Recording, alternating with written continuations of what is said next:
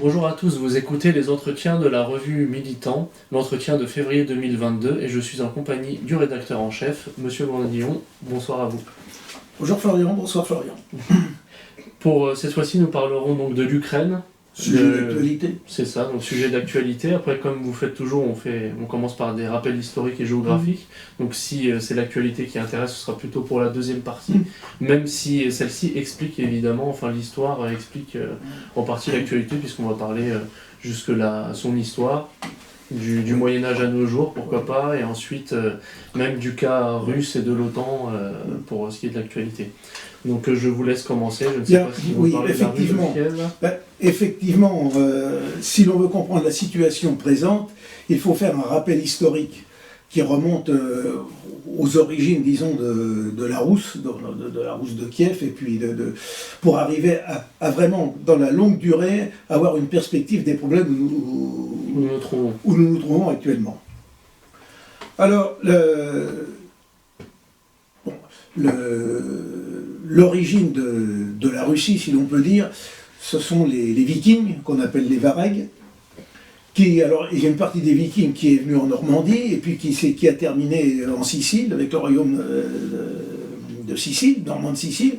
Mais de l'autre côté, il y avait les Varegs, qui ont remonté la Dvinaj, et qui sont descendus vers la mer Noire, en descendant le Dniepr. Parce qu'entre le Dniepr et la Dvinaj, il y a 50-60 km, donc c'est facile à franchir. Et ils ont fédéré les tribus slaves qui étaient là.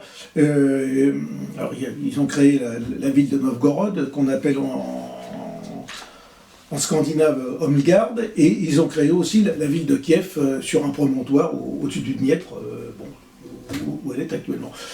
La Russie de Kiev s'est développée en liaison avec Constantinople. En 988, date extrêmement importante, le grand-duc Vladimir de Kiev s'est converti au christianisme, mais au christianisme orthodoxe, au christianisme byzantin. À l'époque, il n'y avait pas encore de schisme. Tout à fait. Il n'y avait pas de schisme. Et la Russie de Kiev s'est développée, pendant que d'autres groupes slaves se développaient beaucoup plus au nord, par exemple les principautés de Tver, de Yaroslav et de Moscou, mais on n'en parlait pas à l'époque. Et donc Kiev, la Rousse de Kiev était très intégrée au monde européen, si l'on peut dire, de l'époque, au point que une des héritières de Kiev a épousé le roi de France, Henri Ier. On a Anne de Kiev, nous, dans les dynasties françaises. Dès quasiment l'origine, dès les années 1050, on avait une liaison. Les Capétiens ont du sang russe dans les veines, si l'on peut dire. Et ça remonte à très loin. Donc l'Ukraine est intimement liée à l'histoire de la Russie. Voilà. Mais alors, la seule chose, c'est que en 1230-1240, la Russie, de Kiev, a été ravagée, détruite par l'invasion mongole. Les Mongols, qui ont d'ailleurs avancé jusqu'à Cracovie, sont redescendus à travers la Pannonie, ont ruiné aussi l'actuelle Croatie. Alors ça, c'est les années 1240-1250, c'est le règne de Saint-Louis. Et à partir de ce moment-là, toutes les principautés de la région ont été obligées de payer un tribut aux Mongols, qu'on appelle la Horde d'Or. Et ça a été un véritable cataclysme. Dans le même temps, les principautés russes plus au nord, comme Moscou, Yaroslav ou Tver, eux aussi ont dû payer un tribut aux Mongols, à la Horde d'Or, mais avec le temps. Avec le temps, il s'est trouvé que la Horde d'Or s'est affaiblie, et toutes les principautés slaves de l'Ouest européen ont regardé de plus en plus vers l'Europe de l'Ouest, c'est-à-dire qu'on pourrait appeler l'Europe carolingienne, le Saint-Empire romain germanique, et tandis que plus au nord se développait notamment la principauté de Moscou. Alors, ils continuaient à payer, surtout Moscou, à payer tribut à la Horde d'Or, aux Mongols. Ça a duré jusque vers au face-à-face de Lougra. Donc face-à-face de Lougra, c'est 1449-1450. 1480 face-à-face de Lougra.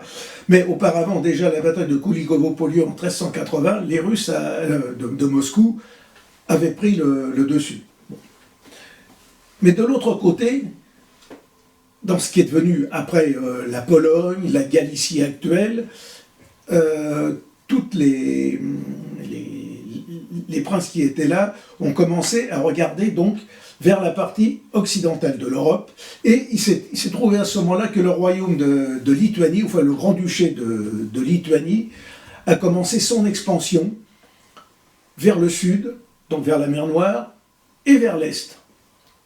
Vous avez eu un grand-duc, le grand-duc de Lituanie, Vytenis, qui lui a déjà agrandi le domaine disons, en allant vers la Biélorussie actuelle, si on veut situer les choses. Et puis après, vous avez eu surtout le grand-duc Algirdas dans les années 1360. Donc nous, 1360, nous c'était la bataille de Poitiers, et puis le roi Jean de Lebon qui était prisonnier, si on veut mettre en parallèle. Donc le grand-duc Algirdas de Lituanie a battu les trois hordes mongoles, 3 troupes mongoles à la bataille des Eaux Bleues. En 1362, c'est quelque chose, ce sont des dates marquantes pour notre histoire finalement, puisque c'est le début de la reconquête de la chrétienté et de l'Europe face à l'Asie, dans cette partie-là. Et progressivement, les Lituaniens ont avancé. Le grand-duc Vytautas, qu'on appelle Vytautas le Grand, c'est-à-dire alors lui, dans la première moitié du XVe siècle, a continué à descendre en établissant en gros la frontière de l'embouchure du Dniestre. Alors le Dniestre, c'est aujourd'hui la Moldavie, en gros. La Moldavie, et d'ailleurs à l'estuaire, à l'embouchure du Dniepr, vous avez une forteresse, la forteresse d'Akerman, qui s'appelle Bielgorod aujourd'hui, et vous avez un château, vous avez une forteresse qui est là. D'ailleurs, il y a eu un traité qui a été signé ensuite entre la Russie et les Ottomans. Et en remontant sur Poltava et l'actuel Kharkov, vous voyez donc des bandes différentes. Il aurait fallu qu'on ait des cartes pour montrer tout ça, mais bon, pour ceux qui nous écoutent, vous pouvez prendre des cartes ou vous les trouvez dans le prochain Militant où elles figurent. Et le numéro de mars. Donc, dans le numéro de mars. Voilà. Donc pour cette période polo-lituanienne. Voilà. Mais dans le même temps que la Lituanie se développait donc vers l'Est, elle se trouvait à ce moment-là à rencontrer la principauté de Moscou qui se développait. Bon, vous avez déjà une césure, en gros, entre cette Europe occidentale avec la Lituanie, rattachée à Rome, même si les Lituaniens ont été le dernier peuple christianisé d'Europe. Et de l'autre côté, les Russes, enfin les Moscovites, les Moscovites qui, eux, étaient regardés du côté de Byzance, du côté du monde grec et chrétien oriental. Dans le même temps, vous avez des princes dans la région de Galicie, donc dans la région de Galitz, ou Przemysl aujourd'hui, qui se trouve en Pologne, se sont développés aussi et ont avancé eux aussi vers le sud. Mais il s'est trouvé une chose, et à ce moment-là, ils ont donc créé ce que l'on appelle la principauté de Galicie, et aussi la principauté de Volhynie, que vous trouverez sur des cartes austro-hongroises. On l'appelle aussi la Lodomérie, ou en allemand Lodomeritz. Ils ont avancé progressivement, et jusqu'au moment où la Galicie est passée sous l'autorité du royaume lituano-polonais, parce que c'est par alliance de famille, la dynastie des Jagiellon qui était en Lituanie a fusionné avec la dynastie de Pologne, qui elle-même descendait de Charles d'Anjou, le frère de Saint-Louis. Bon, c'est une histoire assez compliquée, mais bon, voilà. Voilà. Et à ce moment-là, donc, il y a eu différents problèmes et autres, mais il s'est trouvé une chose, c'est que la Galicie, qui était slave, s'est retrouvée, mais slave rutène, si on peut dire russe, s'est retrouvée sous l'autorité des Polonais. Et lorsque la dynastie de Galicie s'est éteinte, je crois c'est après la mort du roi Léon Ier, elle est passée donc sous souveraineté polono-lituanienne, et le roi de Pologne a fait en sorte que les nobles qui dirigeaient la Galicie se polonisent progressivement, alors que l'ensemble de la population restait, disons, russe, rutène, comme on les a appelés par la suite. Donc, on voit très bien la rupture qui se produit déjà. D'un côté, vous avez les rutènes avec les Polonais qui se rallient au catholicisme, mais des rutènes qui refusent, malgré tout, de se poloniser. Et de l'autre côté, vous avez la Moscovie qui se développe progressivement et qui entre en contact avec la Lituanie. Ce qui a fait qu'au moment de l'extinction de la première dynastie moscovite, la dynastie des Ryurikovitchi en 1598, à la mort du roi Fédor, du tsar Fédor, qui était le fils d'Ivan le Terrible, il y a eu ce qu'on appelle la période des troubles, qui a fait qu'à un moment, les Polonais ont réussi à mettre un tsar, le faux Dimitri, sur le trône à Moscou. Vous voyez. Et dans le même temps, des paysans, fuyant la Pologne, s'installaient dans les terres libres du sud. Les terres libres du sud de la Pologne, près de la mer Noire. Alors, dans une zone, on pourrait appeler de no man's land, où s'étaient installés les Mongols, ou ce qui restait des Mongols, qu'on appelle ensuite les Tatars, et qui ensuite sont passés sous souveraineté ottomane. Donc on voit très bien une partie polono-lituanienne, polonaise, qui est de tendance occidentale, d'Europe occidentale. De l'autre côté, la Moscovie, qui a récupéré, disons, toute l'histoire de Kiev, qui a régénéré la Russie de Kiev. Et au sud, vous avez toute cette influence ottomane sur tout le pourtour de la mer Noire. D'ailleurs, il s'était installé en Moldavie, il s'était installé en Valachie, c'est-à-dire dans la Roumanie actuelle, et il s'était installé en Crimée, et tout autour. Voilà. Donc ça, c'est la situation à la fin du XVIe siècle. Et dans toute cette partie-là, se sont installés ces paysans libres, ces cavaliers qu'on appelle les Cosaques. Les Cosaques, c'est un mot qui vient du tatar et du mongol, qui signifie « homme libre au-delà des rapides ». Les rapides, c'est quoi? Ce sont les rapides du Dniepr. À un moment, il y a des rapides, donc des cascades, et puis ils s'étaient installés au-delà. Et ces Cosaques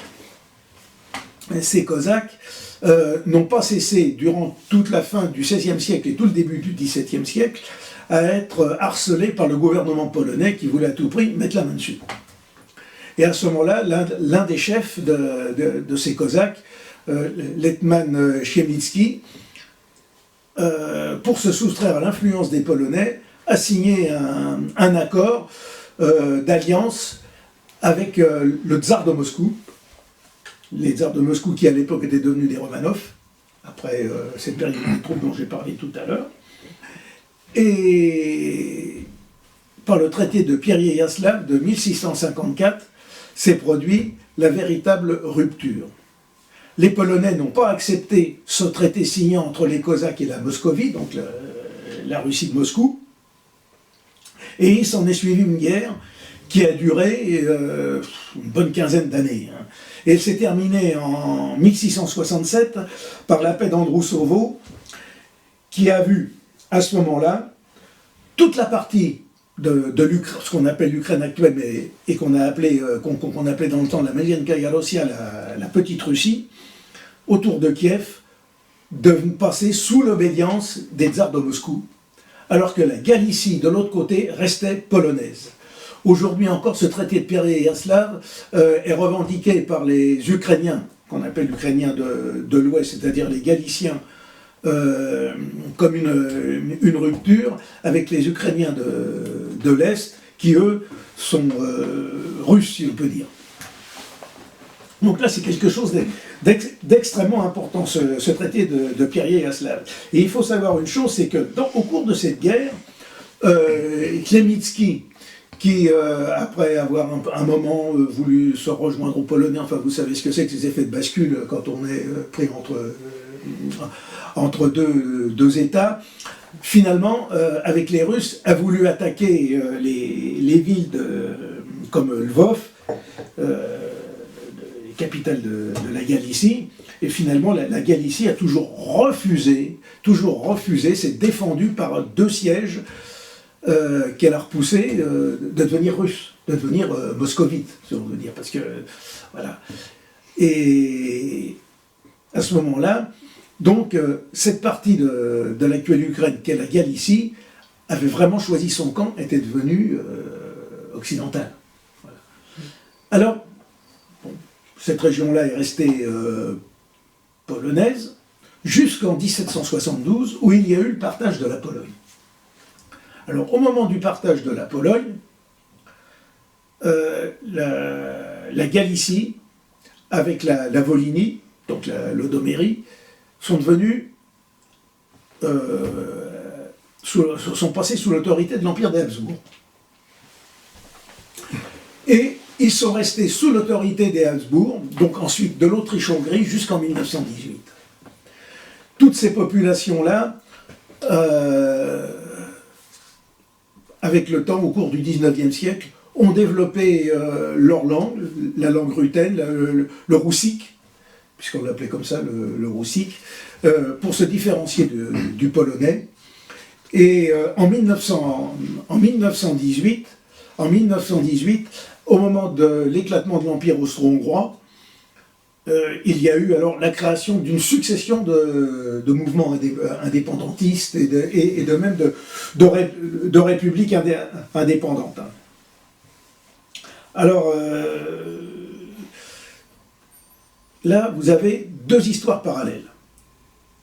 Vous avez donc cette Galicie qui devient indépendante avec la Lodomérie, même la Bucovine, qui deviennent indépendantes de l'Autriche-Hongrie. Et de l'autre côté russe, vous avez en 1917 la révolution bolchevique, enfin la révolution de février, puis la révolution bolchevique, qui entraîne la création de mouvements autonomistes à Kiev. Alors en 1917, se crée à Kiev une assemblée, la Rada de Kiev, qui, à la faveur de la révolution de 1917, demande l'autonomie. Elle est refusée par Kerensky, mais elle, au mois de juin 1917, elle proclame elle-même son autonomie de facto. Arrive la révolution d'octobre, qui en fait, selon notre calendrier, se passe les 7-8 novembre, en 1917, et quelques jours après, refusant le coup d'État bolchevique de Saint-Pétersbourg, la Rada de Kiev proclame l'indépendance de l'Ukraine, le 19 novembre. Alors c'est la République populaire ukrainienne, autonome, mais non séparée de la Russie. Non séparée de la Russie. Il y a un souverainisme, mais fédéral, un peu fédéral. Et alors on en arrive aussi que les bolcheviks voulant la paix signent en toute urgence le traité de Brest-Litovsk avec les Allemands le 3 mars 1918. Et d'ailleurs, que pouvaient-ils faire d'autre? Parce que les Allemands avaient à l'époque dit que si vous ne signez pas la paix, nous on avance. Et effectivement, il y a eu ce qu'on appelle l'opération coup de poing, que les Allemands ont utilisé, et ils avançaient, ils occupaient progressivement toute l'Ukraine, et pour un peu, ils seraient peut-être arrivés à Moscou aussi. Tellement ça avançait. Donc, les bolcheviks, Lénine a dit, on calme le jeu, il vaut mieux signer et préserver notre pouvoir, on verra la suite après. À ce moment-là, les Allemands créent l'État d'Ukraine. Et à ce moment-là, ils mettent au pouvoir. Alors, le chef de la République ukrainienne de l'époque crée une véritable administration qui était assez efficace, hein, secondée par les Allemands. On connaît l'efficacité allemande. Là, ils ont très bien fonctionné. Letman Skoropadsky a pris le pouvoir en main. La France, qui avait envoyé à l'été 1917 une mission militaire à Kiev sous la direction du général Taboui, évidemment l'a rappelé lorsque les Allemands ont avancé, et Skoropadsky donc a pu gouverner jusqu'à novembre 1918, au moment où s'est effondrée l'Allemagne, puisqu'elle a signé l'armistice. Dans ce cas-là, que s'est-il passé? Eh bien, Skoropadsky a été débarqué, si l'on peut dire, et remplacé par un autre chef politique, Petliura. Alors Petliura est assez connu quand même, parce qu'il a été le chef de l'Ukraine pour résister à l'époque aux bolcheviks, et notamment à l'armée de Mouraviev. Et Petliura s'est réfugié ensuite, après la victoire bolchevique contre les Blancs, s'est réfugié à Paris, où il a été assassiné par des agents de la Tchéka en 1925. Bon, c'était pas très vieux, une cinquantaine d'années à peine. Voilà. Donc, vous avez donc ce mouvement qui se crée. Là, on voit très bien une Ukraine qui veut se détacher au moment de la révolution bolchevique, enfin de la révolution de février, puis de la révolution bolchevique, qui a ensuite mise au pas par les bolcheviks, qui avaient créé, alors à l'époque, une succession de républiques populaires tout autour de la République de Kiev, la République ukrainienne de Kiev. Ils avaient créé une république indépendante, une république socialiste soviétique d'Ukraine à Kharkov, République socialiste soviétique d'Ukraine, qui est restée existante jusqu'en 1991, jusqu'à la dissolution de l'URSS, hein, parce qu'il a progressivement pris le pouvoir. Mais il y avait aussi des républiques socialistes soviétiques à Odessa, il y en avait à Poltava, ils avaient créé un ensemble de mouvements. Bon. Donc, en 1920, vous avez donc cette république socialiste soviétique d'Ukraine qui s'installe sur les territoires de l'Ukraine qui avaient été laissés à l'Ukraine par le traité de Brest-Litovsk, mais maintenant ils sont soviétiques, et auxquels les bolcheviks rattachent des terres qui n'avaient jamais été ukrainiennes. La région de Kharkov, la région de Dniepropetrovsk, la région d'Odessa, et puis une autre petite région dans le bas, entre le Dniepr et le Dniestre, à la limite de la Moldavie, en dessous de la Moldavie, ce qu'on appelle le Boudjak. C'est ce qui va créer les conflits futurs. Alors, voilà. Et si bien que là, vous avez déjà une république socialiste soviétique d'Ukraine qui comprend la petite Russie, donc des gens qui se disent ukrainiens, oui, qui sont ukrainiens, mais qui parlent un langage, un patois, si on peut dire, un dialecte, une sorte de dialecte russe. Hein. Un dialecte russe. On va dire ça. Et au sud, vous avez dans la Nouvelle-Russie, la Novaya Russia, qui avait été conquise sur les Tatars par Catherine II, des Russes. Voilà. Parce qu'il faut bien voir que cette Nouvelle-Russie est tout simplement des terres conquises par la Moscovie, par les tsars de Moscou, sur les Turcs, sur les Mongols, et ce qui est une revanche de l'invasion de 1240.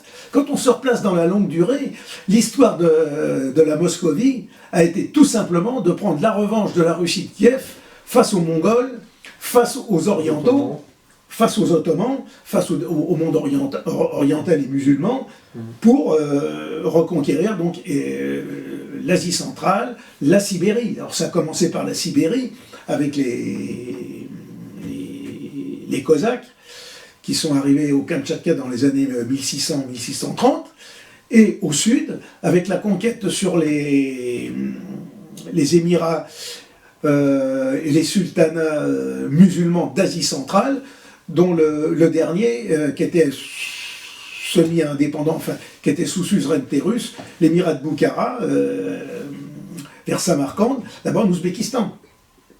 Donc il faut bien voir.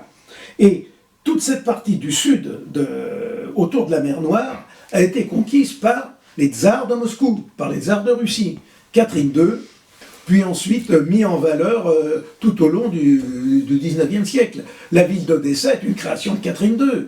Et pour la petite histoire, elle a été administrée pendant une vingtaine d'années par le duc de Richelieu, qui est un arrière-petit-neveu du cardinal, avant que celui-ci ne revienne en France à la faveur de la Restauration et ne gouverne la France pendant 4 ans. C'est une grande famille. Voilà. Donc il faut bien voir les choses. Donc déjà, à l'époque, il y a ça.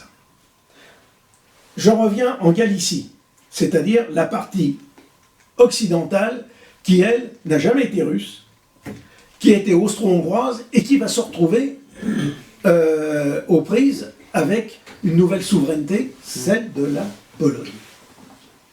Alors il faut savoir aussi pour la petite histoire que lorsque l'Empire austro-hongrois s'est disloqué, il y a eu d'abord une république populaire d'Ukraine qui a été créée en Galicie, qu'on appelle la ZNUR, enfin en abrégé du pays, qui a commencé en 1918 et qui a duré jusqu'en 1923. Cette République populaire d'Ukraine avait un temps cherché à se fédérer avec la République de Kiev. Mais ça n'a pas marché. Ils ont essayé ils ont créé effectivement une République unique d'Ukraine, mais chacun gardant sa propre autonomie, chacun gardant sa propre administration. Et puis au bout de quelques temps, en plus avec la guerre polono-bolchevique, polono-soviétique si on peut dire, ça n'a pas tenu. C'était un territoire qui regroupait à peu près 5 millions d'habitants, dont 60% d'Ukrainiens, 25% de Polonais, 12% de Juifs, le Yiddishland, si on peut dire, et ainsi qu'avec des minorités allemandes, hongroises, et puis les Roms, les Gitans. Non, il n'y avait pas de Russes. Il n'y avait pas du tout de Russes. Plus au sud, alors là, dans ce qu'était la Hongrie à l'époque, le royaume de Hongrie, c'est-à-dire dans la haute... Quand on regarde une carte, vous avez la Tisza, qui est un affluent du Danube, et près des sources de la Tisza, la haute vallée de la Tisza, vous avez une région qu'on appelle la Ruthénie subcarpatique, qui, elle, avait créé sa propre république qu'on appelle la République Outsoul. Et il y avait aussi, en Bucovine, une république qui s'était créée, mais qui n'a pas duré. Elle a duré du 6 novembre 1918 au 28 novembre. Bon, ce sont des curiosités, mais vous voyez tous ces mouvements qui se créent. Il y a aussi une autre curiosité, c'est la République des Lemko. Alors, les Lemko sont des populations ruthènes qui se trouvent en Galicie et qui avaient créé une République ruthène des Lemko qui a duré de 1918 à 1920. Il y en a même eu deux. Bon, mais ça, je vous laisse découvrir. Mais parmi les Lemko, il y a au moins une personnalité célèbre des Lemko, c'est Andy Warhol. Ah oui. Andy Warhol est d'origine Lemko. Il faut savoir que ces Lemko ont eu un destin assez funeste, puisqu'ils ont été déportés en 1945 à la suite de l'opération Vistule, 45-47. Parce qu'il fallait partager le pays. Mais là, j'avance un peu trop vite. Alors, il se passe une chose, donc vous avez ces mouvements, mais à terme, c'est la Pologne qui prend le pouvoir, qui domine tous ces pays-là, et une zone de partage se fait à la suite de la guerre polono-soviétique par le traité de Riga de mars 1921, selon une ligne, disons, qu'on appelle la ligne Curzon, du nom du ministre des Affaires étrangères britannique qui l'avait proposé pour séparer la Pologne à l'est de la Russie. Mais en réalité, cette ligne Curzon-là, a été reporté de 150 km à l'est, côté russe, par les Polonais qui ont profité de l'affaiblissement de la Russie à l'époque, avec les bolcheviks, et qui ont englobé des terres qui aujourd'hui sont en Biélorussie, qui ont englobé une partie de la Lituanie, avec Vilnius, qui s'appelle Vilno en polonais, et qui ont englobé donc toute la Galicie. Les Galiciens se sont retrouvés face aux Polonais qui ont voulu les poloniser. Ça n'a pas marché. Et à ce moment-là, vous avez eu des mouvements d'opposition qui se sont développés en Galicie. Et ces mouvements, vous avez eu d'abord l'organisation militaire ukrainienne, l'UVO, qui a été créée en 1920 à Berlin, et qui était dirigée par un certain Evgeny Konovalets, qui a livré une lutte acharnée aux Polonais. Alors la lutte acharnée face aux Polonais, c'était une succession d'attentats. Là, on ne regardait pas, c'était les attentats. Les Polonais, de leur côté, réagissaient en massacrant les opposants. Enfin, c'est quelque chose de... C'est sanglant, oui. Voilà. Et il y a une présence catholique alors par l'Empire polonais ou... Ah, mais c'était des catholiques, mais de rite uniate, c'est-à-dire donc de rite orthodoxe. Le rite byzantin, mais rattaché à Rome, qui s'était rattaché à Rome par le traité de Brest-Litov de 1596. Pour les Polonais, et pas forcément les Ukrainiens. Ces Ukrainiens-là, au moins à 80%, étaient tous, sont encore aujourd'hui, uniates. C'est-à-dire qu'ils sont de rite byzantin, mais rattaché à Rome. Et lorsque vous assistez à un office, vous avez un office en vieux slavon, vous avez la liturgie de Saint Jean Chrysostome en vieux slavon, qui est très différente de la liturgie romaine, mais ils sont rattachés à Rome. Ils sont rattachés à Rome. Et donc, ces nationalistes ukrainiens, ou rutènes, ont multiplié les attentats. Il y en a eu contre Pilsudski, qui était le chef de la Pologne, le maréchal Pilsudski. Ils ont tué le maire de Lvov, Casimir Grabowski en 21, le président polonais Stanisław Wojciechowski à peu près à la même époque, ainsi que son vice-président.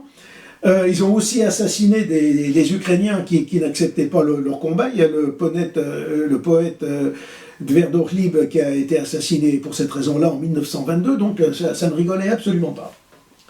En 1929, cette organisation s'est développée et a constitué l'organisation des nationalistes ukrainiens, qui a été créée à Vienne par Konovalets, et qui s'est retrouvée à ce moment-là avec pour second un certain Stepan Bandera.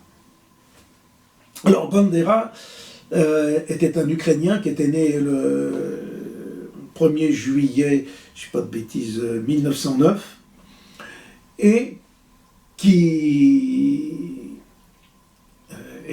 avait été formé à l'Institut Polytechnique de Lvov.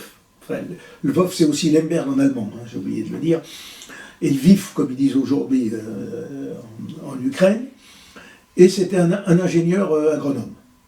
Mais il a été ensuite formé en Allemagne, pour travailler dans les services secrets, pour travailler dans le renseignement, et Bandera a planifié, disons, une succession d'attentats. Il y a eu un attentat qui a eu lieu et qui a tué le ministre de l'Intérieur, Bronisław Pieraczki, en 1934. À la suite de cela, il a été arrêté, il a été condamné à mort, mais il a été gracié parce qu'à cette époque-là, il y avait eu un accord entre l'Allemagne nationale-socialiste et la Pologne qui faisait que, disons, on ménageait les nationalistes ukrainiens de Pologne, nationalistes galiciens. Alors, l'histoire de Bandera est quelque chose d'assez particulière parce que Bandera donc a été emprisonné jusqu'en 1939.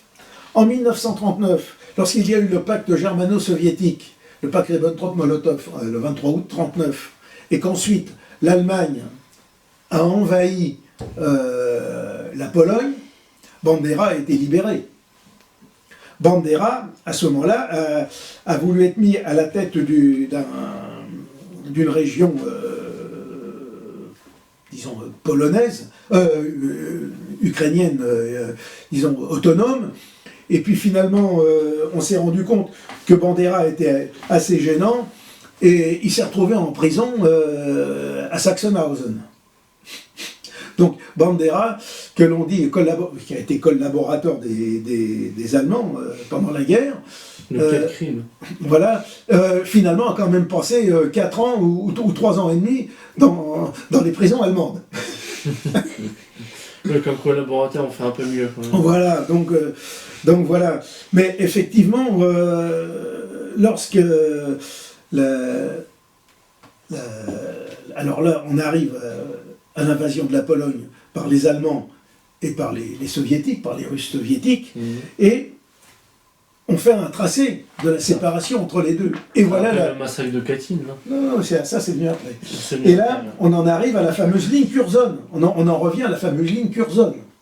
Mais alors, Staline, lui, a développé une ligne Curzon beaucoup plus occidentale que la ligne Curzon d'origine, qu'on appelle la ligne Botha, qui enlevait Lvov à la Pologne. Et c'est là où nous en arrivons à la situation présente. Toute la Galicie passe dans l'orbite soviétique. Donc, à partir de 1939, toute la Galicie passe dans l'orbite soviétique. Donc, dans l'Ukraine, dans la République socialiste soviétique d'Ukraine.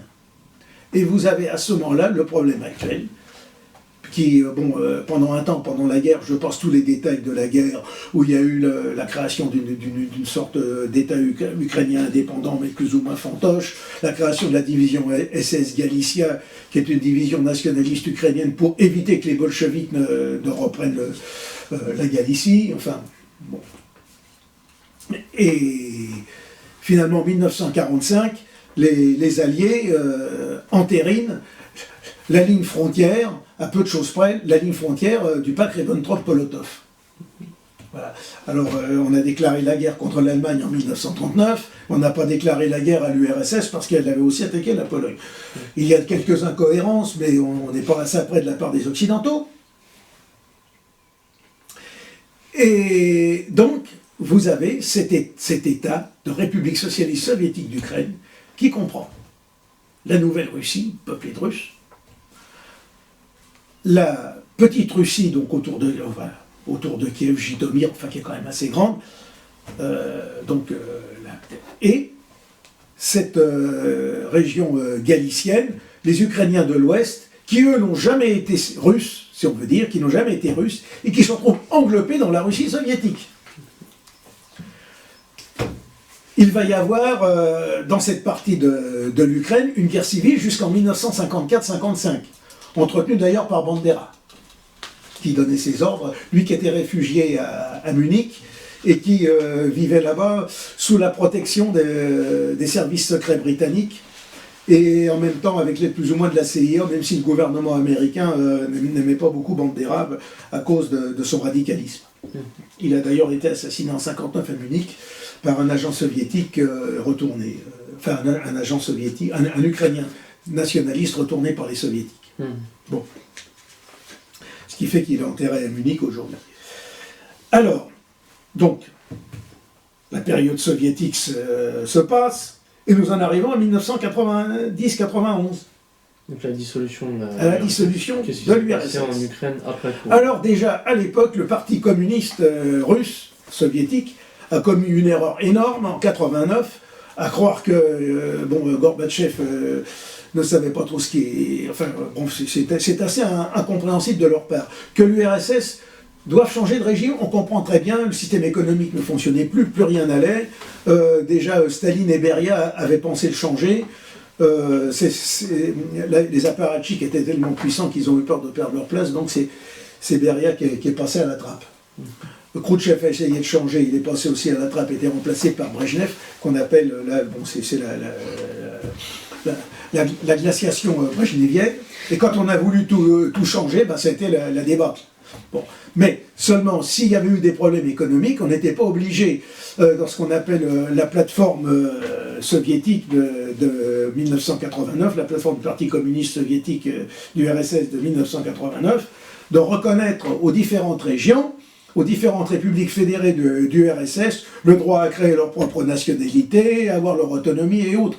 s'étaient déjà préparé le démembrement du pays. Et s'en sont tous servis. Alors donc, en 1989, lors de la perestroïka, à Kiev est créé un mouvement national ukrainien, le mouvement Ruch. Aux élections de mars 90, s'est constitué un bloc démocratique qui obtient en gros 25% des sièges au Parlement. Et sous l'influence des députés de ce bloc, le Parlement adopte le 16 juillet 1990 une déclaration de souveraineté politique de l'Ukraine, de la République d'Ukraine. Et puis, on continue. Les désordres se développent en URSS, Gorbatchev étant incapable de maintenir le pays. Il aurait pu le faire, mais bon, il en était incapable. Et finalement, l'Ukraine proclame son indépendance le 24 août 1991 et un référendum du 1er décembre 1991, approuvé par 90% des votants, déclare l'indépendance totale de l'Ukraine. Alors, 1er décembre 1991, indépendance totale de l'Ukraine, et 8 décembre, on décrète la dissolution de l'URSS, qui a été remplacée par la CEI, la Communauté des États indépendants, qui est quelque chose d'un ectoplasme politique. Ça ne ressemble à rien. Bon. Et à ce moment-là, donc, les gens ont voté évidemment pour l'indépendance parce que le régime soviétique, on en avait assez. On en avait assez, donc on se débarrassait de tout ça. C'est pour ça qu'il ne faut jamais mettre une nation aux voix. Quand vous mettez un peuple aux voix, ça ne marche jamais. Parce que les élections, qu'est-ce que c'est? C'est simplement faire chauffer à blanc une opinion publique pour un moment donné, et puis c'est tout. Et quelques jours après, ou quelques semaines après, ceux qui avaient voté pour un tel le rejettent parce que finalement, ils se rendent compte qu'il les a trompés et puis il ne correspond pas à ce qu'il veut, et puis ainsi de suite. Ça, on a ça dans l'histoire. Donc, une nation ne se met pas aux voix. Une nation se fonde sur une légitimité, sur une histoire, sur une tradition. Elle ne se fonde pas sur un bulletin de vote, de même qu'un pouvoir ne se fonde pas sur un bulletin de vote. On le voit très bien, d'ailleurs, la France, depuis qu'elle a tout basé sur les bulletins de vote, elle a connu 17 ou 18 régimes, depuis en 230 ans. Donc, ça, elle a été construite sur un tout autre principe qui était capétien. Et qui était capé, oui. Royal. Mais même la Russie elle-même, en détruisant le tsarisme, a détruit ce qui constituait la cohésion de la Russie. Les tsars, c'était quoi? Il y a un parallèle avec Louis XVI. Mais les tsars étaient quoi? Les tsars, c'était les tsars de toutes les Russies. Donc, ils étaient les empereurs d'un ensemble de pays. Et on aurait pu très bien imaginer, il y avait même un royaume de Pologne d'ailleurs, dans l'Empire des Tsars, les tsars étaient rois de Pologne, la région de Varsovie, le gouvernorat de Varsovie. Et on aurait pu très bien imaginer un royaume d'Ukraine, un royaume de Sibérie, un royaume de ci et de ça. Avec un tsar, ça se passait très très bien. C'était plus, on dirait pas fédéral, mais féodal, on disait à l'époque. Oui, non, mais on aurait pu très bien. Et on a le cas de l'Autriche-Hongrie. L'Autriche-Hongrie, qu'on disait une multitude de peuples, effectivement, il y avait 12 langues reconnues en Autriche-Hongrie. L'Autriche-Hongrie, il y en avait qui avaient dit à la Première Guerre, elle va se débander. Non, l'Autriche-Hongrie ne s'est débandée qu'en octobre 1918, lorsque l'empereur Charles a délié ses soldats de leur serment de fidélité à l'empereur. Il y avait une liaison entre les personnes et l'empereur, quelque chose d'extraordinaire, parce qu'il y avait la vision, disons, verticale, droit divin si l'on peut dire, l'empereur, et qui était en liaison personnelle avec ses sujets. Et on avait la même chose en France. Et là, la Russie aujourd'hui, qui a perdu ça, nécessairement, il lui manque quelque chose. Comme nous en France aujourd'hui, mais il nous manque quelque chose. Bon, alors, rétablir un roi de droit divin aujourd'hui, on va me dire, vous êtes un doudingue, évidemment, puisque plus personne ne croit à rien, et je crois qu'il y a 50 et quelques % des Français qui disent que Dieu n'existe pas. Oui, c'est ça à peu près. Voilà. Bon, mais là, je vais pas... Il croit au Covid, quand même, par contre. Là, ça... mais il croit au Covid, oui, mais il croit même plus à la démocratie, ce qui est déjà très bien. Bon. Enfin bref. Donc,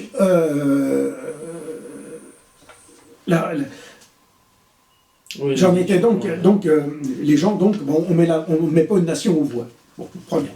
Surtout un État qui est un État totalement artificiel, parce que je rappelle que les frontières ont été décidées arbitrairement par les bolcheviks en 1920, Ensuite, en 1940, on leur a rajouté des populations qui étaient peut-être ukrainiennes, oui, mais qui n'avaient rien à voir.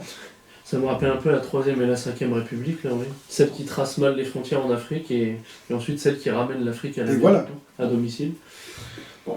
Et alors, en 1994, par le mémorandum de Budapest du 5 décembre, l'Ukraine, qui était une nation nucléaire, un État nucléaire, puisqu'il avait beaucoup de missiles et d'ogives installés chez lui, a abandonné son arsenal nucléaire en échange de la garantie par les États-Unis, le Royaume-Uni et la Russie de son intégrité territoriale. Ça veut dire quoi? Si vous désarmez un pays et que vous maintenez son intégrité, vous le neutralisez d'une certaine façon. Or, que s'est-il passé? Que s'est-il passé? Il s'est passé que, profitant de l'affaiblissement de la Russie, que la Russie était sur le dos, si on veut dire la tortue russe était sur le dos, les Américains en ont profité. Alors, il est tout à fait normal, si l'on peut dire, que un État qui a malheur aux vaincus, un État affaibli, soit dominé par l'État vainqueur. À cette condition que l'État vainqueur soit suffisamment prudent pour ne pas écraser le vaincu au point que celui-ci se révolte. Or, que s'est-il passé? En 1991, avec l'effondrement de la Russie soviétique, les Américains sont entrés dans le pays avec l'aide de traîtres russes qui n'ont pas manqué, comme il y a même un Pontios, un grec russifié, parce qu'il y avait des Grecs dans le sud de la Russie, Tchoubaïs, ils ont mis la Russie en coupe réglée, ils l'ont pillé, ils ont pillé des inventions parce que les Russes avaient, parce que si la Russie ne fonctionnait pas économiquement, l'intelligence russe, les écoles russes étaient très bonnes, et ils avaient inventé beaucoup de choses. Donc, ils ont été pillés, la Russie a été pillée. L'Amérique en a profité pour faire main basse. Oui, bon, et il a fallu attendre 1999 pour que finalement l'État profond russe, qui est en gros le KGB si l'on peut dire, se réveille et puis impose Poutine comme Premier ministre au mois de juillet 1999, puis après Poutine qui a rétabli les choses en... maintenant 23 ans. Mais... Voilà, bon, qui a rétabli les choses. Ce n'est pas le cas en Ukraine. Ça n'a pas été le cas en Ukraine. Il n'y avait pas de pouvoir en Ukraine. Vous aviez un pouvoir mafieux. Qui, lui, a continué. Vous aviez le président Kouchma. Le président Kouchma, c'était une sorte de... Bon, il était l'objet de différents courants. D'ailleurs, sa fille, aujourd'hui, est une des plus riches du pays. Voilà. Et d'ailleurs, son mari est un des grands oligarques russes, ukrainiens actuellement. Hein. Bon, mais je vais y revenir après. Donc, la Russie, donc, mise à sac, et progressivement, évidemment, les États-Unis qui investissent le pays. On en vient à l'accord, verbal, qui avait été fait en 1990 entre Gorbatchev et puis James Baker, le secrétaire d'État américain, comme quoi, avec le démembrement du bloc soviétique, du pacte de Varsovie, l'Allemagne était réunifiée, mais à une condition, et même les troupes allemandes, occidentales pouvaient envahir, ils ont occupé toute l'Allemagne, ça se comprend, mais à une condition, c'est que l'OTAN ne soit pas étendue plus à l'Est. Or, qu'ont fait les Américains? Progressivement, ils ont étendu l'OTAN d'un bout à l'autre. En 94, 96, 98, vous avez tous les pays d'Europe centrale qui ont intégré l'OTAN. Alors, on peut très bien comprendre la Pologne, on peut très bien comprendre les pays baltes qui ont quand même passé de très mauvais moments avec les soviétiques. Et puis la Pologne, elle a eu les tsars sur le dos pendant longtemps. On comprend très bien, je comprends très bien ces gens-là. Mais toujours est-il que l'OTAN a enserré progressivement la Russie, et il arrive un moment où on dit non. C'est ce qui se passe actuellement. Et c'est ce qu'ils n'ont pas aimé. Et c'est ce qu'ils n'ont pas aimé. Alors, et on voit l'évolution progressive. Alors on dit c'est Poutine le méchant, Poutine l'agressif et autres. Non. Poutine, en 1999, bon, il arrive au pouvoir, mais à l'été 2001, une rencontre avec George W. Bush. Il y a eu une rencontre extrêmement cordiale, et au point, on avait posé une question à Poutine en lui disant est-ce que la Russie pourrait rejoindre l'OTAN? Et Poutine avait dit pourquoi pas. On en était là. Mais non, mais on en était là. Mais on aurait pu très bien, à ce moment-là, profiter de la dissolution de l'URSS et des blocs pour créer finalement cet espace unique européen dans lequel les deux poumons de l'Europe fonctionnaient. Ça n'a absolument pas été le cas. Alors, donc, Là, les c'est Russes... normal parce que lui il voulait revenir aux traditions alors que les Occidentaux les abandonnent, quoi. Enfin, c'est un voilà. sujet de fond parce qu'il les a bloqués. Et voilà. Bon, alors, et même au moment de l'affaire du 11 septembre, Poutine avait soutenu les Américains. De même que les Américains, à l'époque, avaient laissé Poutine lutter contre l'islamisme tchétchène. Et voilà. Bon, vous avez eu des accords extrêmement importants à l'époque.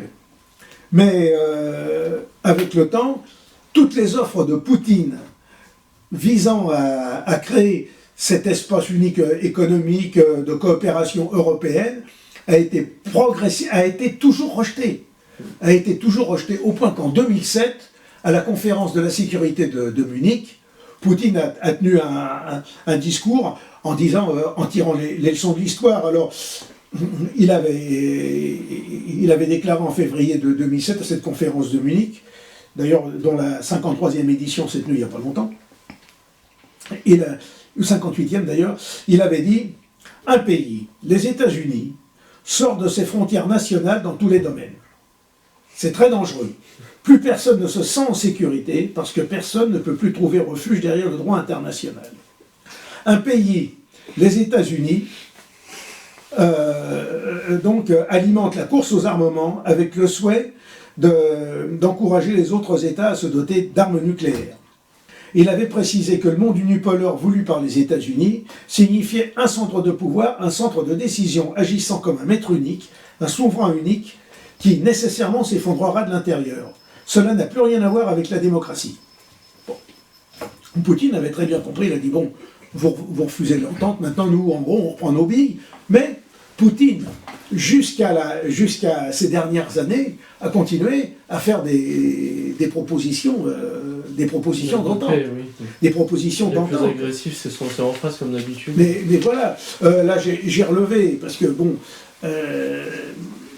la dernière en date, Lavrov, en octobre 2014, avait proposé, Lavrov qui est ministre des Affaires étrangères en plus, c'est russe, commencer l'affaire du Donbass et tout. et ça, voilà, c'est à ce moment-là, il avait proposé la création d'une zone de libre-échange avec l'Union européenne. Bon, vous avez en 2015 Vladimir Tchizov, qui est ambassadeur de Russie auprès de l'Union européenne, qui avait proposé, alors ça, vous en avez la référence dans l'Euro-Observer du 2 janvier 2015, d'explorer, je cite, d'explorer la possibilité d'établir un espace économique commun dans la région eurasienne, dont les pays concernés par le partenariat à l'Est, c'est-à-dire une politique de l'Union européenne visant à resserrer les liens avec l'Arménie, l'Azerbaïdjan, la Biélorussie et l'Ukraine, invitant les États occidentaux à cesser de dépenser autant d'énergie politique pour une zone de libre-échange transatlantique avec les États-Unis, alors qu'il y a des partenaires plus naturels à vos côtés, plus proches de chez vous. Effectivement. Ils vont chercher loin, l'herbe est très verte. Donc très voilà. Et à chaque fois, toutes ces choses-là ont été rejetées, ont été refusées. Puis c'est amusant parce qu'on voit que derrière le droit international, en fait, l'Empire américain se cache, quoi, voilà. Jusqu'à ce jour. Et dans ces années 2000, depuis une vingtaine d'années, on a assisté au fur et à mesure que la Russie a voulu, a refusé d'entrer dans le cadre de l'Occident, du monde occidental unipolaire, ce qu'on appelle les révolutions de couleur, progressivement. Tout autour de la Russie, vous avez des révolutions de couleur qui ont été créées, qui ont été lancées. Jusqu'en Orient et même en Afrique, quoi, un peu d'ailleurs. Comment ? Jusqu'en Orient et en Afrique. Oui, mais voilà. Alors, vous avez eu en Ukraine, vous avez eu une première révolution, la révolution orange, en 2004, et vous avez eu la révolution de 2014, l'Euromaïdan. En Ukraine, vous avez eu aussi, on a voulu renverser le président Loukachenko dans les années 2000, et on a voulu le renverser il y a 2 ans, en 2019. Vous avez eu, en Géorgie, vous avez eu la même chose. Et c'est là qu'il y a eu la fameuse guerre d'Ossétie. Bon. Tout autour, on n'a pas arrêté de provoquer la Russie pour la renverser. Alors à chaque fois... C'est une zone menacée comme le président biélorusse, d'ailleurs. C'est ce que, oui, en 2019, on a voulu renverser Loukachenko. Alors bon, je ne prends pas parti pour Loukachenko ou quoi que ce soit, je veux dire, mais il faut bien constater ce qui s'agit. Puis même Loukachenko, moi, il m'a paru assez sympathique, au moins sur un point. C'est qu'il a dit que le Covid, c'était une vaste mascarade. Ouais, c'est ça. Ouais, pour le coup, c'est même peut-être encore plus nationaliste que Poutine. Oui, voilà. Et alors, donc, on voit très bien, par exemple, là vous avez la diplomate américaine Victoria Nuland, qui est liée au cercle néoconservateur américain, qui a expliqué que entre 1991 et 2013, le financement au mouvement anti-russe, à travers la fondation Carnegie, par exemple, avait dépassé les 5 milliards de dollars, entre 1991 et 2013. Bon. En Ukraine, ils ont pris langue avec tous les dirigeants mafieux.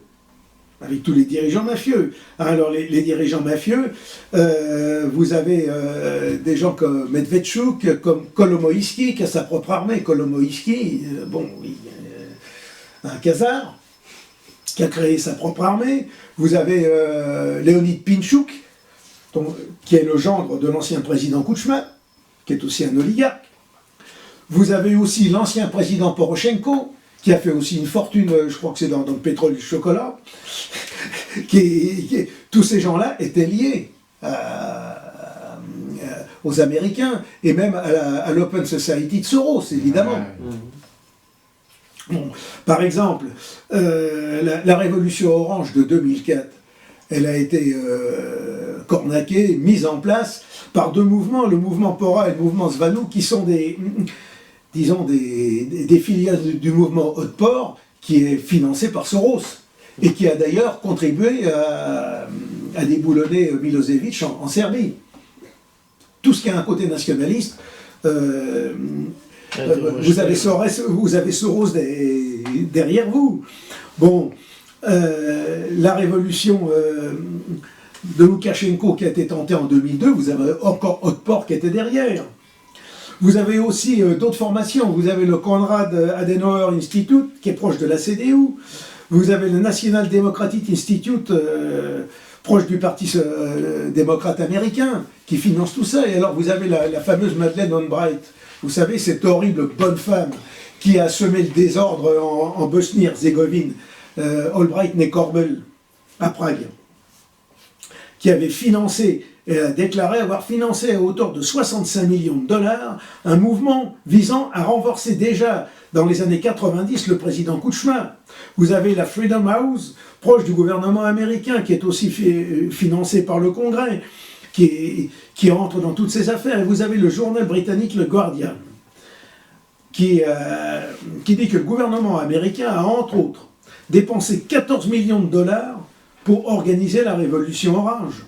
Vous avez le milliardaire israélo-russe Boris Berezovsky, qui un temps avait soutenu Poutine, mais que Poutine a mis à la porte, qui a fait savoir qu'il n'envoyait pas d'argent au parti, parce que la loi l'interdit, mais seulement à des mouvements pro-démocratie, et sur des comptes proches de l'ancien président Viktor Yushchenko, qui lui avait été mis en place à la suite du coup d'État de la Révolution orange. Ça veut dire des gouvernements qui soutiennent la Gupride. Voilà. En fait. Mais alors voilà, il s'est passé une chose. Pourquoi il y a eu la révolution d'Euromaïdan en 2014 ? C'est tout simplement que Yanukovych, qu'on dit qu'il y a un mafieux, mais ils sont tous mafieux, donc Yanukovych et les autres, de toute façon. Mais Yanukovych était pro-russe. Était plus pour pencher pour une union avec la Russie, plutôt qu'avec l'Occident, l'Union européenne.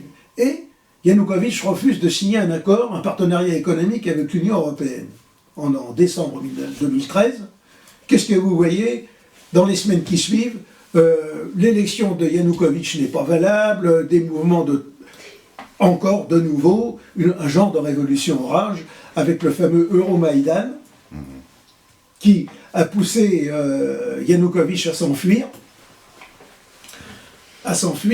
Et à ce moment-là, le 22 février 2014, vous avez un pouvoir de fait, un coup d'État, qui installe un pouvoir de fait à Kiev, dirigé par Viktor Yatcheniouk, et cornaqué par la dame dont j'ai parlé tout à l'heure, Victoria Nuland. Et vous avez des vidéos qui sont disponibles, je pense encore aujourd'hui, où on voit Nuland qui donne des ordres en direct pour renverser le pouvoir. Donc ce sont les Américains eux-mêmes qui étaient là pour dire ce qu'il fallait faire pour renverser Yanukovych. Bon, et dans le même temps, ils ont pour cheville ouvrière le Parti national socialiste ukrainien, c'est-à-dire les successeurs de Bandera, qui eux, effectivement, profitent de l'occasion pour, de leur Galicie natale, prendre le pouvoir à Kiev. C'est formidable pour eux. Et ils ont créé le Parti Svoboda. Svoboda, c'est la liberté. Ils ont créé le Parti Liberté, et puis de l'autre côté, vous avez le mouvement, un autre mouvement paramilitaire, le mouvement Plavisector, donc secteur droit, qui un mouvement armé qui en profite pour, disons, essayer de prendre le pays en main. Au point que, à ce moment-là, il y a un décret qui est décidé, comme quoi l'ukrainien devient la seule langue officielle de la République d'Ukraine, et le russe en est banni. Dans un pays où vous avez au moins un minimum 60, si c'est pas 70% de la population qui parle russe, c'est la langue courante, la langue... c'est complètement autiste. Et vous avez eu à ce moment-là les révoltes des régions qui étaient à 100% russes, les régions de Donetsk et de Lugansk, dans le Donbass. On remarque la Troisième République jacobine, chez nous, a bien interdit les dialectes oui, mais qui là, devaient être bien oui, mais là, il y a une petite différence. C'est que l'ukrainien est une sorte de dialecte qui est devenu simplement une langue seulement au XIXe siècle. Oui, c'est pas le français littéraire et angevin et tout. Voilà. Donc, la langue de culture, qu'on le veuille ou non, c'est le russe. C'est comme chez nous, on a le provençal. Vous avez Frédéric Mistral qui a très bien écrit en provençal et autres, mais c'est comme si on imposait le provençal à toute la moitié sud de la France, comme seule langue. Enfin, je veux dire, c'est à peu près ça. Voilà, vous avez les Félibriches qui prennent le pouvoir à Paris et qui imposent le provençal. Ça donne ça, Enfin bon, j'exagère peut-être un peu, parce que bon, le rap... Mais disons, c'est l'idée. C'est l'idée. Et il s'est passé une chose, c'est que dans cette révolution de l'Euromaïdan, vous avez eu des soulèvements pro-russes dans le sud qui ont donné à des massacres. Par exemple, à Odessa, on ne parle jamais qu'il y a une trentaine de pro-russes, si on peut dire, qui ont été brûlés vifs à la maison des syndicats à Odessa. On n'en parle pas. On n'a jamais fait d'enquête, on n'a jamais retrouvé des crimes. Ce sont des choses... les médias occidentaux en profitent pour diaboliser que l'ennemi d'en face. Donc, on dirait qu'il fait rien. Et pendant ce temps-là, encore, si le gouvernement qui avait été mis en place à Kiev avait fait ses preuves d'un point de vue économique, on pourrait dire, bon, au moins, ils développent le pays, ils font quelque chose. Mais c'est absolument pas le cas. L'Ukraine est un pays en pleine déshérence économique. C'est un pays au point qui est dans un tel état que les gens émigrent d'Ukraine, s'en vont. L'Ukraine, en 1990, avait 52 millions d'habitants. Maintenant, elle en a 43 millions. Alors, il y a tous les morts de mauvaise santé et autres, mais vous avez la même chose en Russie après l'effondrement du système soviétique, qui avait quand même quelques vertus au moins en matière de santé publique. Et vous avez tous les gens qui s'en vont. L'Ukraine est le pays qui a le taux de natalité le plus bas de toute l'Europe. 1,2 enfants par femme. Alors vous me direz, le Portugal c'est pas mieux, c'est 1,3. Ou 1,3. Mais c'est le taux le plus bas. Donc le régime ukrainien, mafieux ukrainien qui est en place aujourd'hui avec le saltimbanque Zelensky, eh bien, a fait preuve... Khazar, c'est ça, vous direz? Oui. a fait preuve de son incurie. Donc on ne peut même pas dire que le pouvoir actuellement en place à Kiev a été efficace. Après, ils vont peut-être importer des Maliennes pour augmenter le la démographie. Là, je ne sais pas si ça marche très bien, ça. Ah oui, il y a moins de liens qu'avec la France. Donc, dans cette affaire, vous avez eu tout au long des années 2014, 15, 16, jusqu'à maintenant, la prise en main de l'Ukraine par des réseaux occidentaux, des réseaux américains anglo-saxons, avec l'aide de ces fameux oligarques, que certains ont appelés la Jeanne Khazar. Ah, sauf qu'il y en a un, il n'est pas Khazar, c'est un descendant de Tatar, c'est Rinat Akhmetov, qui est peut-être l'homme le plus riche d'Ukraine, mais qui, curieusement, il y a quelques jours, là, mi-février, a fait ses bagages et puis est parti en Occident. Ah oui. Oui, peut-être qu'il a peur de problèmes. Oui, mais c'est un Shabbat Goy. Mais bref, donc, et la Russie, il faut reconnaître, le gouvernement russe n'a cessé de dire, bon, ça suffit, on arrête là. Au fur et à mesure, non, les Américains ont continué à envoyer des conseillers militaires, continué à envoyer des armes. Donbass. Voilà, alors, mais ça a arrêté là. Mais le Donbass. C'était la population russophone, comme on dit. Mais c'est une population russophone. Et il faut reconnaître que Poutine n'a jamais reconnu le Donbass. Bon, il l'a soutenu. Il l'a soutenu, mais il ne l'a jamais reconnu parce que, effectivement, ça fait partie des frontières de l'Ukraine. Mais l'Ukraine, il faut le dire aujourd'hui, le gros défaut, c'est que en 1990-91, quand on a défait l'URSS, quand l'URSS s'est défaite, on a créé comme État indépendant des États qui n'avaient en gros que des limites administratives à l'intérieur d'un État unique, qui était l'URSS, donc la forme soviétique. Oui, la forme soviétique ou la forme moderne de l'Empire des Tsars, si on peut dire. Bon. Et c'est vrai que Poutine se refuse d'annexer, y compris la Crimée, et après, donc, vous ne croyez pas à cette guerre imminente là, qui va éclater dans 24 heures Non, les guerres imminentes dans 24 heures. Dure, depuis 2014, c'est comme ça en même temps, donc on a l'impression de voir un téléfilm. Par contre, il peut se passer une chose, c'est que... ça craquera d'un moment donné. D'un moment ou un autre. Alors, il faut voir les choses. Les frontières actuelles de l'Ukraine, comme de la plupart des États d'ailleurs de l'ex-Union soviétique, sont des frontières artificielles. Vous avez le Kazakhstan, c'est un État totalement artificiel dans la mesure où vous avez tout le nord du Kazakhstan qui est peuplé de Russes.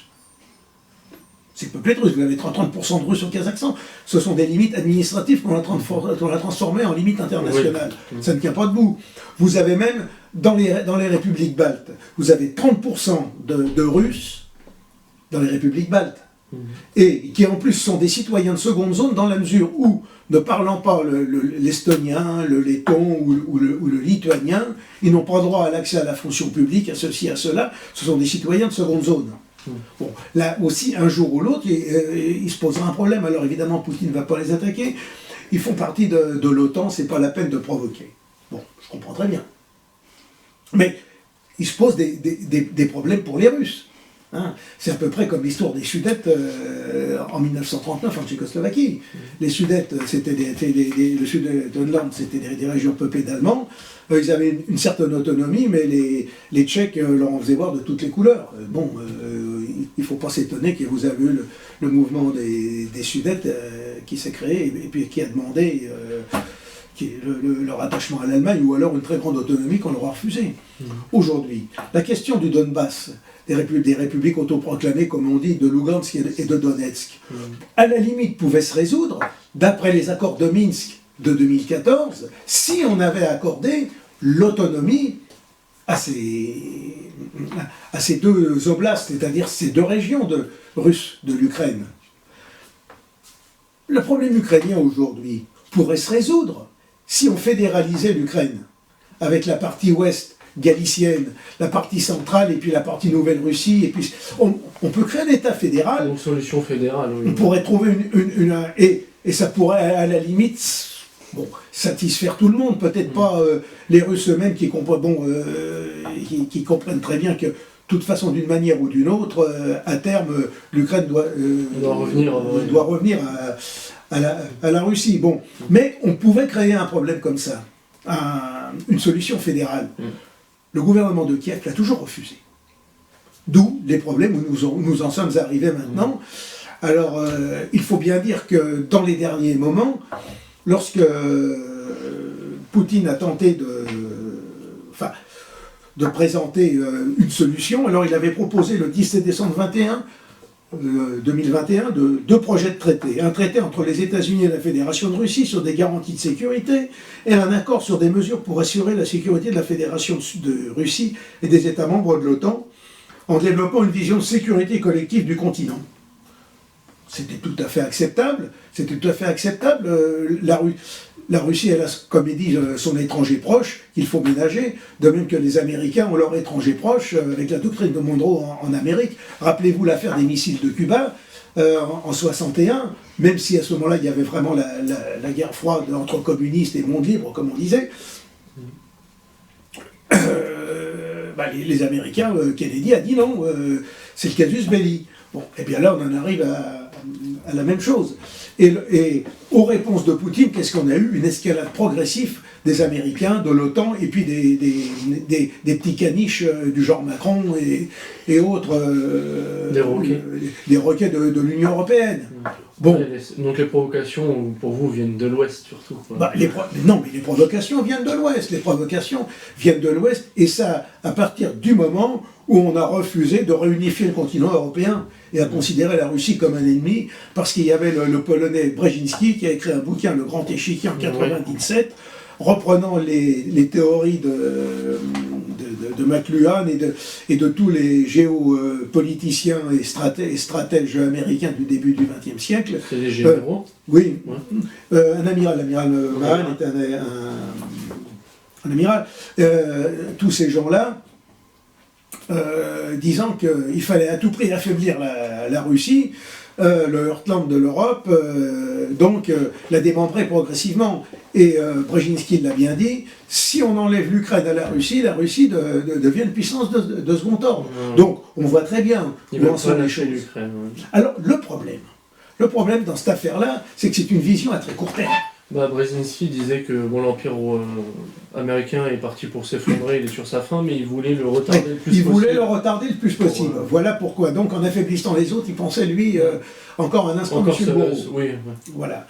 Voilà. Quoi qu'à la fin de sa vie, il faut reconnaître ça dans son dernier livre. Brzezinski, il est mort en 2017-18, en 2017, il a fait paraître un livre dans lequel il disait, maintenant, non, attention, la Russie, il faut quand même la ménager, faut pas l'humilier. Il voulait tempérer. Oui. Il voulait tempérer, mais apparemment...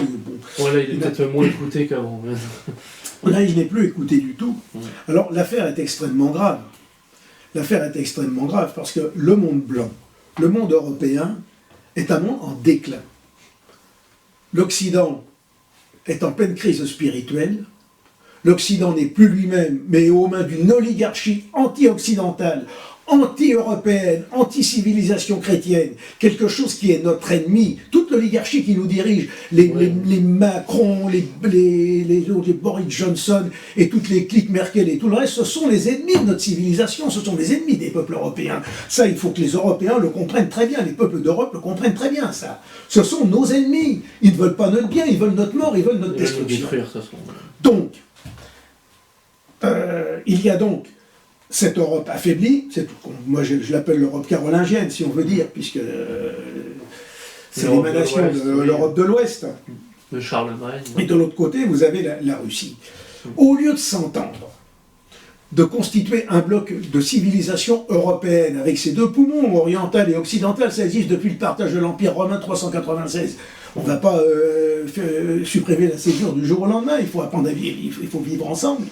Eh bien, on continue, non, à s'entretuer. Alors la Russie aujourd'hui peut très bien, parce que là, avec cette histoire de reconnaissance de l'indépendance des républiques du Donbass, les Ukrainiens peuvent très bien attaquer ces républiques-là, et les Russes à ce moment-là répondre et engager une guerre, puisqu'eux ils ont reconnu ces républiques-là dernièrement, engager une guerre contre contre l'Ukraine, qui s'effondrera vraisemblablement. Alors ils iront jusqu'où, ça c'est après, c'est à savoir. Mais engager une guerre, les sanctions occidentales viendront.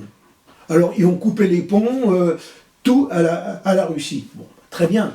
Mais la Russie, elle, alors, si ils ont le sens des choses, je ne doute pas qu'ils l'aient, vu leur savoir technique et autres, coupant les ponts avec les banques occidentales et tout le reste, ils ont une chance unique, ils peuvent mettre en place, moi ce que j'appelle un système, un embargo financier. mais ils peuvent mettre en place un système national-socialiste, sinon créé sur la monnaie permanente, comme avait fait l'Allemagne dans les années 30, comme a fait l'Afrique du Sud dans les années 90, et là vous avez des taux de croissance de 15%, c'est formidable, on est libéré de la tutelle des banques, donc on peut se développer. Et ça, ils peuvent le faire, c'est peut-être une chance unique de ce point de vue-là. D'ailleurs, en 2014, les sanctions qui avaient été prises contre la Russie du point de vue agricole ont permis à la Russie de s'en sortir et de devenir autosuffisante alimentairement alors qu'elle dépendait de l'Occident. Ça fait que du positif, j'ai l'impression. Et en plus, les Russes peuvent faire un embargo sur le gaz. Mais ils peuvent faire aussi un embargo. Vous avez l'embargo sur le gaz vis-à-vis de l'Occident, puisque nous, on est assez stupides pour fermer nos centrales nucléaires et puis vouloir faire produire de l'électricité avec des moulins à vent. Il faut faire plaisir aux Et comme les éoliennes, on le sait très bien, elles ne fonctionnent pas, les éoliennes. Elles ne fonctionnent pas quand il n'y a pas de vent, et que c'est souvent quand il n'y a pas de vent qu'on a besoin d'électricité, notamment l'hiver. Eh bien, il faut du gaz. Et le gaz, eh bien, il faut le faire venir de Russie, à moins qu'on le fasse venir par gaz de schiste liquéfié. Oui, mais même ça, ils sont contre. Enfin, mais là, bon, mais ça, c'est encore autre chose. Donc, nécessairement, à un moment ou à un autre, il y a des accords, parce qu'en politique, on peut faire toutes les redemontades qu'on veut, mais du point de vue économique, on trouve toujours des accords. Même pendant les guerres, il y a toujours des accords économiques entre ennemis, alors que politiquement, on se tape dessus. La dalle, mais par contre, littéralement. La Russie va aussi compter, à mon avis, sur l'appui empressé de la Chine. Oui, c'est vrai qu'on n'avait pas parlé. Mais justement, mais voilà le problème.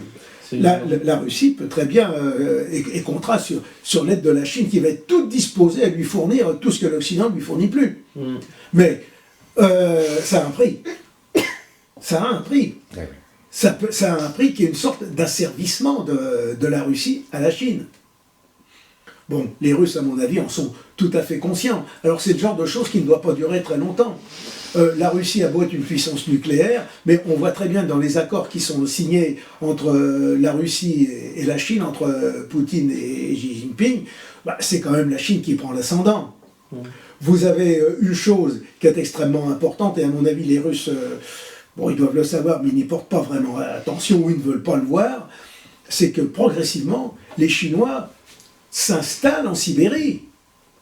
Les Chinois ont acquis des hectares, des milliers d'hectares de forêt qu'ils exploitent, des terres qu'ils exploitent où ils installent des colons progressivement. Et ça, c'est extrêmement grave. Alors, si la Russie doit récupérer l'Ukraine, mais au prix de perte de la Sibérie, où est le bénéfice, je veux dire?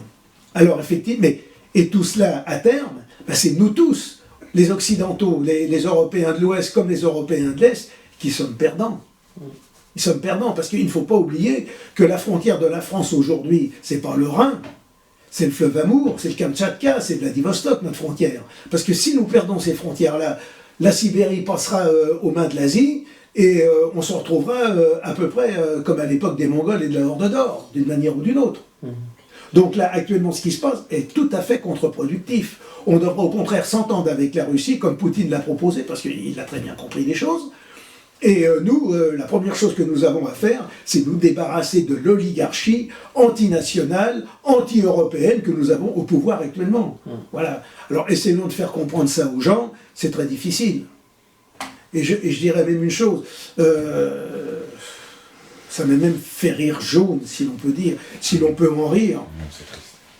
Lors de la conférence sur la sécurité de Munich, la conférence géopolitique de Munich qui a eu lieu là, ces derniers jours, dont je parlais, la 58e du nom, vous entendez von der Leyen, la présidente de l'Union européenne, qui a un certain nombre de casseroles derrière elle d'ailleurs, bon mais ça c'est autre chose. C'est pas pour faire la cuisine. C'est pas pour faire la cuisine, non. Qui a dit, nous ne laisserons pas le monde libre se voir dicter sa politique par les régimes autoritaires comme la Russie et la Chine. Alors moi, j'entends parler de monde libre. Je regarde le temps passe, on a de moins en moins de possibilités de donner notre opinion. Si vous abordez, déjà depuis longtemps, si vous abordez certains sujets historiques, vous allez directement en tôle. Ah bah là, il y en a un qui va... Ouais. Avec Jean Il y en a un Castex, qui va très loin. On n'a même pas le droit, Voilà. on n'a même pas le droit de dire qu'on ne connaît pas le sujet. Voilà.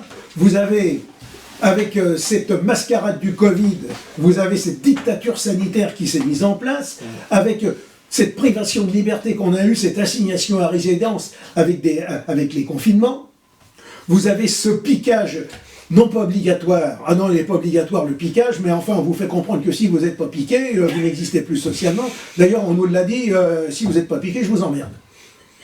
En gros, c'est ça. Et je vais vous emmerder jusqu'au bout. C'est un certain Macron Ier ou Micron, je ne sais pas trop, qui a dit ça si devant le président. Si devant le président de la République. Il manque plus que les secoupes volantes. J'arrive. Voilà. Et qui a dit que finalement, on n'était même plus citoyen. D'ailleurs, moi, être citoyen de la République, ça ne me gêne pas. Depuis être citoyen de la République, ça ne me gêne pas. Je suis ici et je suis français.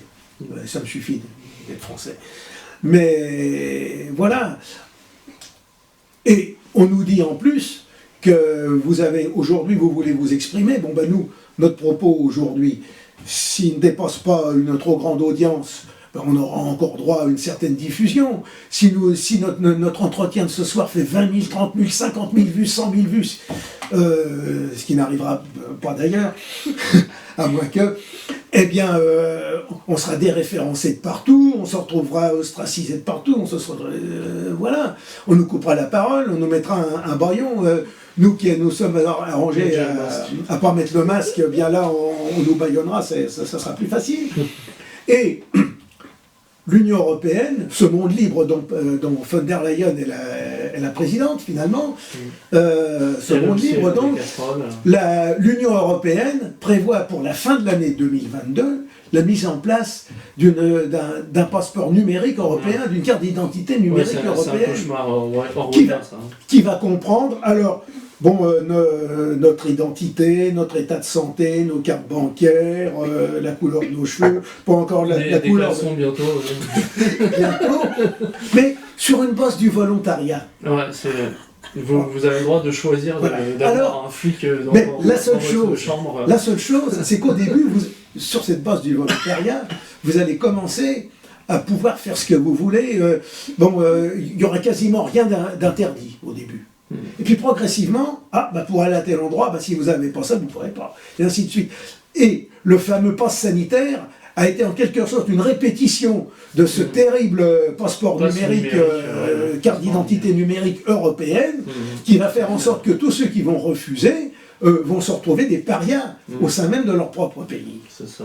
Donc, alors quand on parle de monde libre et de monde autoritaire de l'autre côté, ça me fait pleurer, si l'on peut dire. Alors, je ne veux pas dire que de l'autre côté, c'est pas un cauchemar avec le passeport, le crédit social à la chinoise. Je dis pas. Je ne dis pas non plus que la Russie est un pays idyllique. Je pense d'ailleurs que vous avez aussi des lois mémorielles qui existent là-bas. Ils ont des problèmes un peu similaires parfois. Mais quand on nous parle de monde libre, non, il faut cesser de le dire.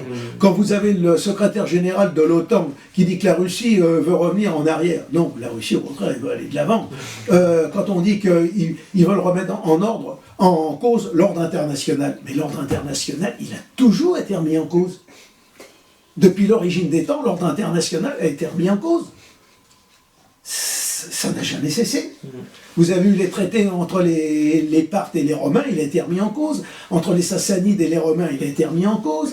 Entre les Byzantins et Rome et puis les Ottomans, il a été remis en cause.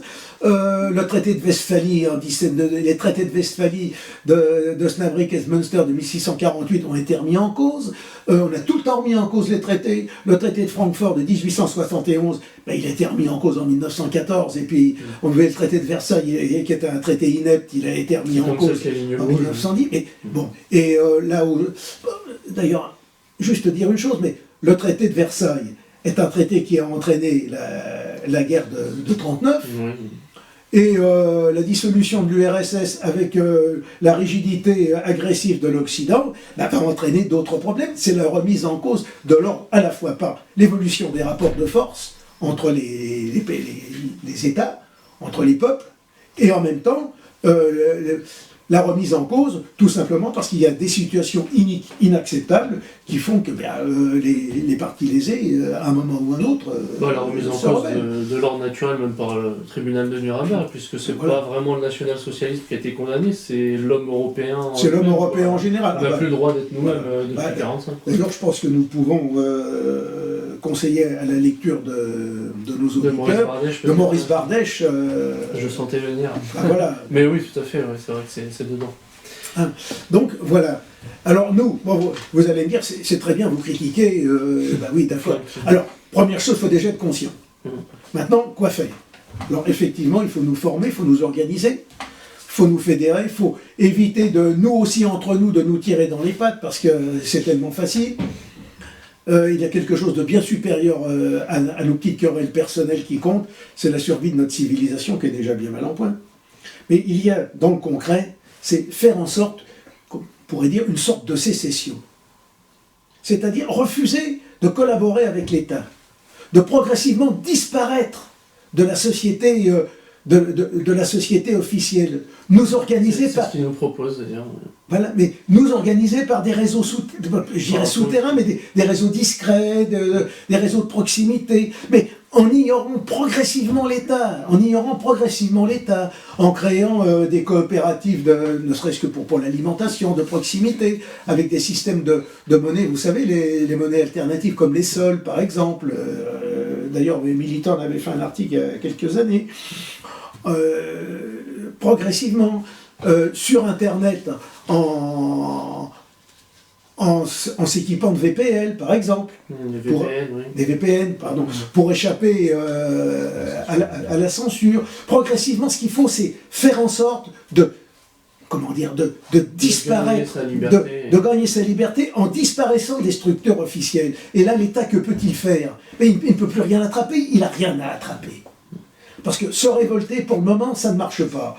Il n'y a pas de masse de manœuvre pour lancer une insurrection et les gens ne sont pas organisés, bon, ça ne marche pas. Donc, l'autre solution, c'est la solution qu'on pourrait appeler passive, négative, si l'on peut dire, c'est de disparaître. Mais pas en dessous. Et de repartir. Alors, je sais bien, c'est une gageure, je sais que d'autres personnes le disent aussi, mais voilà ce que nous devons faire, et surtout ne pas être dupes, en commençant à nous dire que, première règle, tout ce que nous entendons à la radio ou à la télévision est susceptible d'être un mensonge, d'être une arnaque, d'être un bourrage de crâne. Première chose, ne pas être dupe. Et ensuite, nous former nous-mêmes, avoir nos propres réseaux d'information et nous instruire de l'histoire, comme nous avons essayé de le faire ce soir très rapidement, de manière tout à fait imparfaite, sur l'Ukraine, parce qu'on pourrait parler 4-5 heures sur le sujet, pour justement préparer l'avenir. Préparer l'avenir, voilà. Et n'oublions pas, l'Europe a 2 poumons, elle ne saurait longtemps respirer avec un seul. Voilà. C'est une belle phrase, en effet.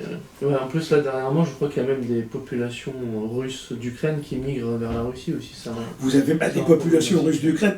À partir du moment où on veut vous interdire de parler votre langue, qu'est-ce que vous faites? Vous allez dans un pays où on vous laisse parler votre langue. Voilà. Parce que, bon, je sais bien que des peuples qui ont une même langue peuvent être dans plusieurs États, mais à partir du moment où on vous empêche de parler votre langue, c'est quand même... vous allez dans les États où on vous permet de parler votre langue. Voilà. Hein?